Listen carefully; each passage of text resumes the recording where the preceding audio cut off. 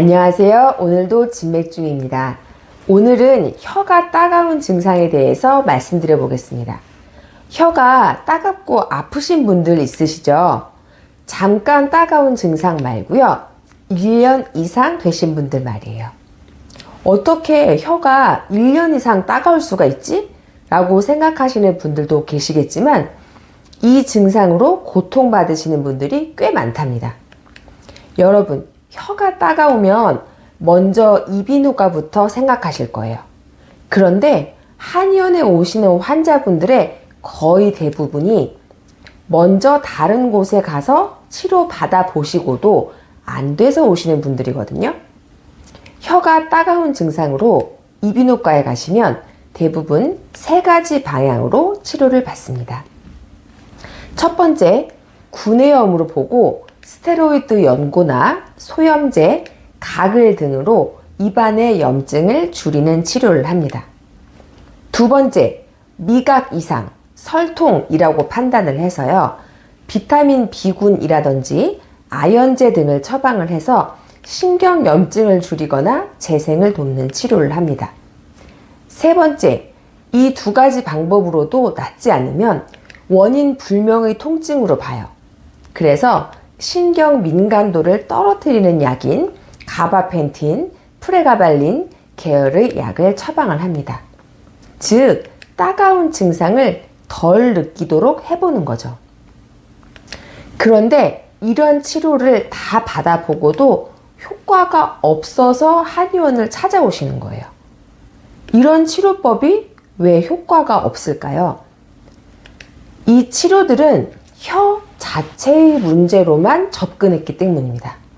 즉, 혀에 염증이 있다, 신경이 예민하다, 그러니까 입안에 약을 바르자, 이렇게 접근하는 겁니다.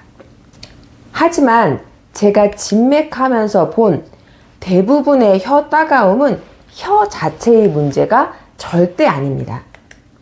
물론 혀 자체의 염증으로 따가우신 환자분들도 있어요. 그런데 그런 분들은 염증 치료를 받고 낫기 때문에 저한테 안 오시죠. 저한테까지 오셨다는 거는 안 돼서 오시는 거예요. 즉, 혀 따가움이 혀 자체의 문제가 아니라 전신의 문제가 근본 원인인 경우죠.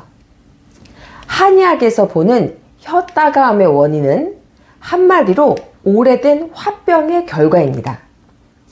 그냥 노화로 진액만 소모되었을 때에는 그냥 혀가 마른다, 입이 마른다, 혹은 침이 없어서 입안이 깔끄럽다 등의 증상으로 나타나지 따갑다고 하시지는 않습니다.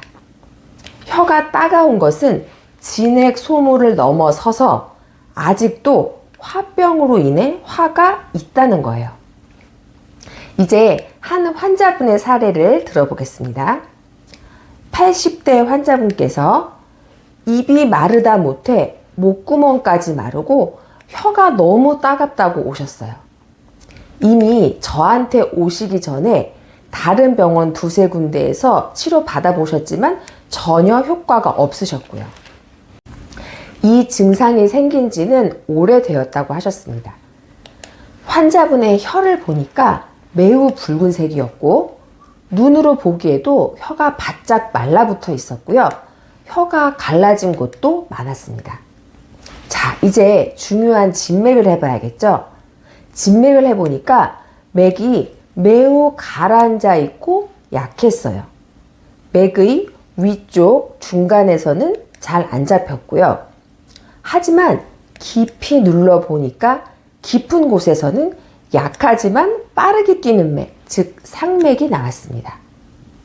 이 맥의 해석은 오랫동안 화병을 앓으면서 기운과 진액이 모두 소모되었지만 화병이 치료가 되지 않았기 때문에 화의 맥인 빠른 맥, 즉 상맥이 나오는 것입니다.